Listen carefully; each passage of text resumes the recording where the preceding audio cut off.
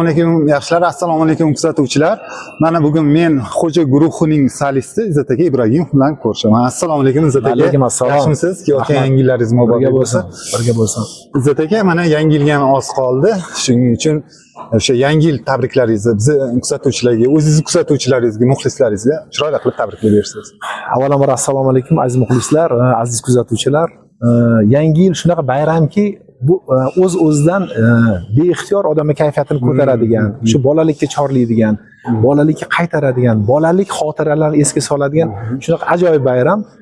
Buni ko'tarinki kayfiyatda nishonlamasdan iloji yo'q. Biz ham o'z navbatida uyimizda o'sha farzandlarimiz uchun, qolaversa hozir endi nabirali bo'lganmiz, nabiralar uchun baribir mana shunaqa katta bo'lmasa ham yasatib berib, kichkinaroq archalarni yasatib qo'yib, o'sha nabiralar kelib ketishini intizorlik bilan kutamiz.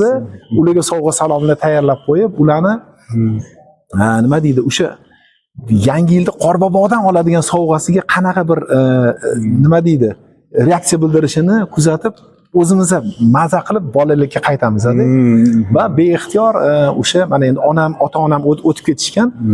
O'sha yoshligimda 99-yil, 26 yil bo'libdi aytgan onajon degan qo'shig'im har doim esimga tushadi. Zo'r chiqqan.